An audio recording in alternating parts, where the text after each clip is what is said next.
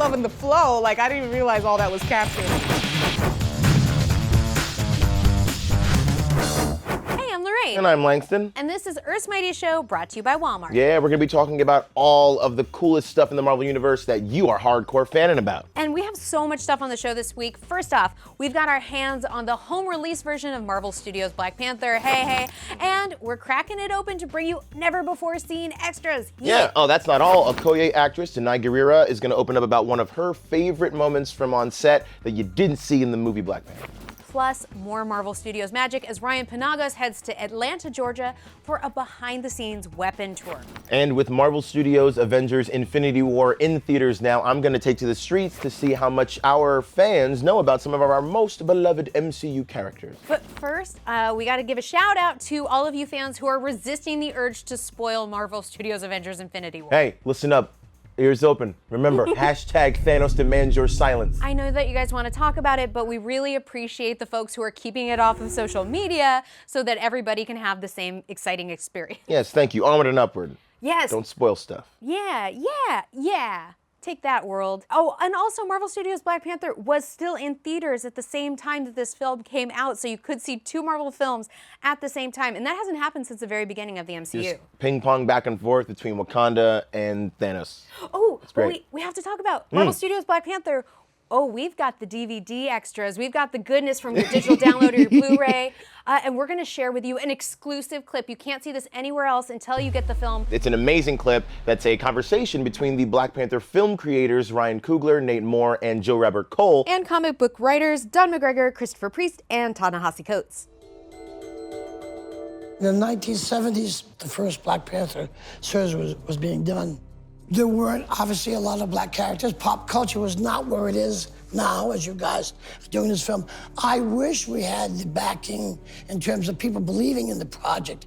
They felt they were giving me a book that was going to die. The Black Panther wasn't an important character, but the reason that we got to do what we did was because they didn't have time to read those books. They caught on to it, I think, about 3-4 issues in, and then say, hey, wait a minute, when it was too late. Right. It's already a novel, and then I could do it. What made it unique was just the idea at the time. Not only was this a black superhero, and it was kind of a shock when he pulls off his mask and reveals himself to be an African king, but he's also rich, very smart, the king of a kingdom, and he single-handedly defeats Marvel's premier family group, the Fantastic Four. And this was all being done and delivered to a largely white and male audience at the time. So it was kind of a shockwave, in a sense, and delivered at a time of civil unrest during the growth of the civil rights movement. And it just showed what a progressive thinker Stan was and still is to this day. Make sure to pick up Marvel Studios Black Panther on digital download May 8th or on Blu-ray and DVD May 15th. You got a little misty watching that.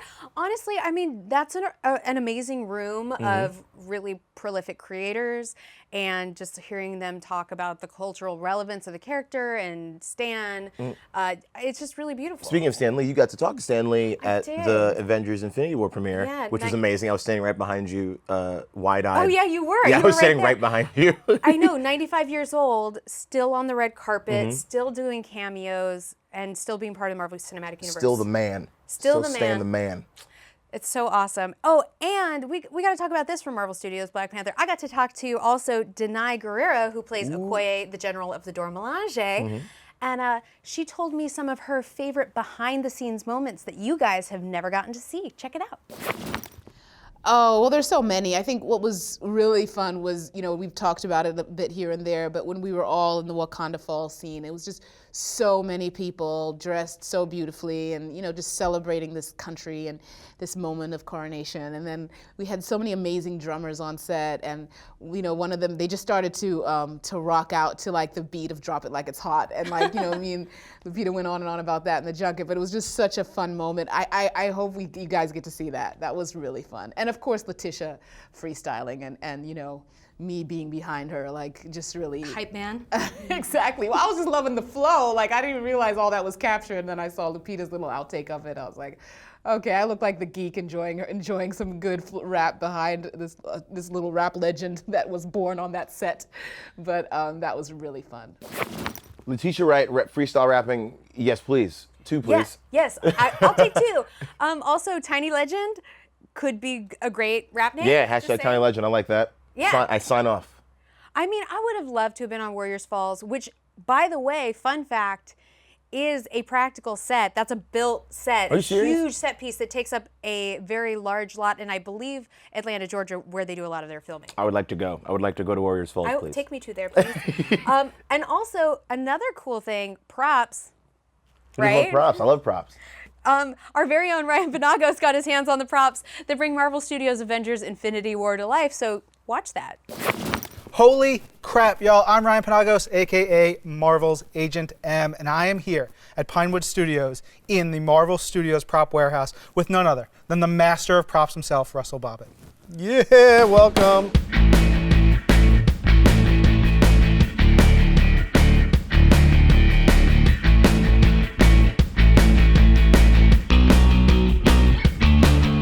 We're here in this warehouse, this props warehouse, but it's more than a warehouse. It's more than just props. This is art. This is history. Can you show us some of this amazing stuff? Yeah, sure I can. Gamora's sword is interesting in that it sits in her holster small and she whips it and it becomes big. So my job is to provide the small one for the holster, provide the large one once it's completely out, and then in post-production they grow it and they take over in between. So I do the start and the finish and they do everything in between. This is an aluminum one that's lightweight enough to wield, and with Zoe's stature, we figured out the right length and the right weight so that she can wield it like a person that's been using this for years and years. Doctor Strange's eye was made by Barry Gibbs on the first Doctor Strange, and then we inherited it on Infinity War. And a fascinating part of this whole thing is this lanyard. This lanyard is made from about 7 or 8 pieces of leather that are hand twisted and braided for hours and hours. A machine can't do this. So this was all done in-house by one of our, what I would call an artist. 100%. And each one matches, so that she had to make several of them, and they all just look beautiful, and they have the perfect amount of aging and everything, so that when we put a brand new piece on Cumberbatch, he doesn't know it's any different. These are the real ones, not rubber. The carbon fiber on here is a task in itself. It's a very challenging little prop to make. And then we take and do like heat signature stuff here. You can see the purple and the, almost the colors of the rainbow in there to show that this thing gets up to 2,000, 3,000 degrees Kelvin. Like we really we go far to tell that story. James Gunn is a brilliant filmmaker and really into detail. And he just hits this hard. He's got this great mind for telling a story. And he tells a story with every single piece of the film, which I appreciate, and it really pushes us for excellence in every prop. There was another thing about this weapon, is James wanted, which never happened in Guardians 1, in Guardians 2 he wanted to have a reload. And there was never a reload or a cartridge built into this gun. And so then you thought, well, it's not a projectile gun, so it's not like a cartridge you'd see on a pistol or a machine gun. So I created this tube, but we made this tube, which would be a gas tube that goes in here, and that's his reload. So he pulls one out, throws it, and puts a new one in. Kind of cool. Super cool. Kind of cool. Yeah. I mean, if you got to think of something on the fly, that's not bad. I've never seen that. I don't remember ever seeing that detail. It's so neat. Yeah, it was quick in the movie, Yeah. so don't blink. Awesome. My favorite thing is Ryan Penagos just gently cradling Loki's scepter. Yeah, just like, and I like just looking past, like, this is coming with me now. I know. Well, if you're Sticking with it. in the props warehouse, you've got to just like get as much stuff as you can. And don't Right. take anything, because I'm sure they'll find you.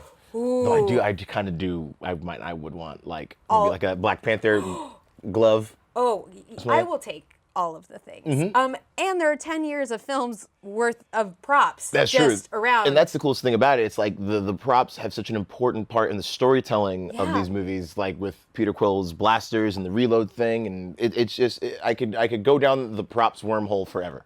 I know. And there's so much history from the 10 years of the Marvel Cinematic Universe.